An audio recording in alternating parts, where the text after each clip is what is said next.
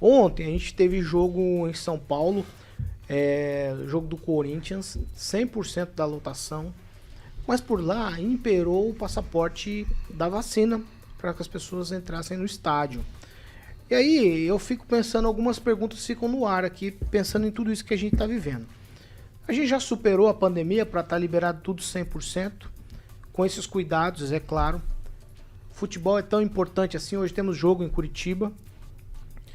Carnaval, normalmente, pode-se ter o carnaval normalmente, ou a gente está sendo displicente demais, a carruagem está atropelando aqui os cavalos. Eu começo com você, Kim Rafael, pra gente já ir pondo uma tampa nessa história de Covid-19, né? Parece que é um pesadelo que não acaba nunca e aí eu vejo um aceleramento agora. Qual que é a sua opinião sobre isso? As coisas estão caminhando da maneira correta ou não? Tá acelerado demais ou ainda tá lento demais? Era para tá muito mais acelerado. Eu acho que está acontecendo de forma natural, depois que você se vacina, depois que as pessoas que não se vacinam já contraíram o vírus e acabou se imunizando, se auto-imunizando, que é natural, é ciência, é algo que acontece se você não tomar vacina, mas grande parte também da imunização aí do todo da população, óbvio, por conta da vacina, de algumas vacinas, e claro que eu ainda tenho essa dúvida desse passaporte sanitário aí, porque eu não sei o que é. Um papel, um negócio que tá dizendo que você se vacinou, é um negócio que você... É igual o passaporte... Não, é carteira de vacinação. É carteira de vacinação, não é passaporte sanitário, é carteira de vacinação. Carteira de vacinação. Tudo bem, carteira de vacinação também. Fui lá, tomei minhas doses, tá lá escrito. Se for só para apresentar isso aí com o teste, eu acho que não tem problema nenhum, né? Porque dá segurança, sim, para as pessoas que vão assistir algum espetáculo, algum evento, algum jogo. Mas só que você pegando ali um pouquinho do jogo, né?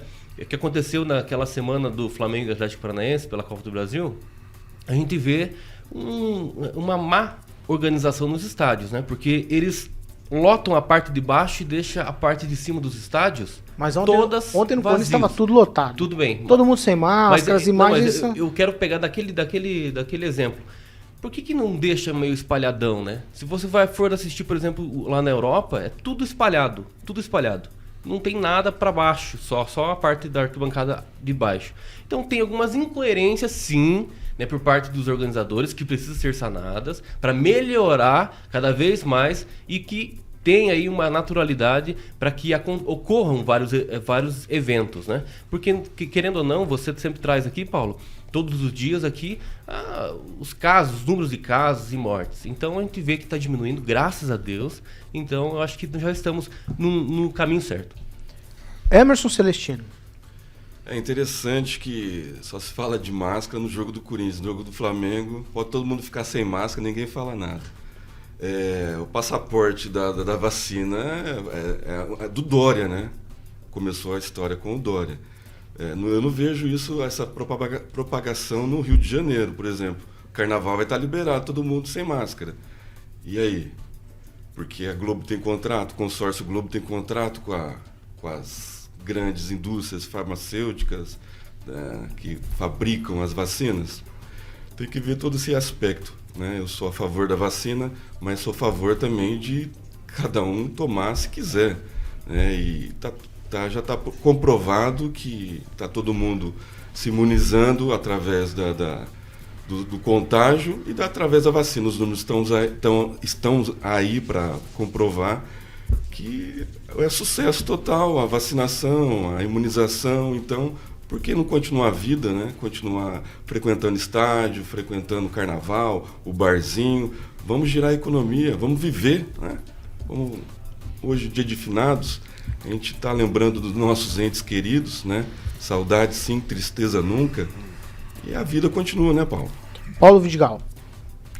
Bom, eu queria trazer um pouco essa discussão, um pouco até para, não só da questão do futebol e do carnaval, né?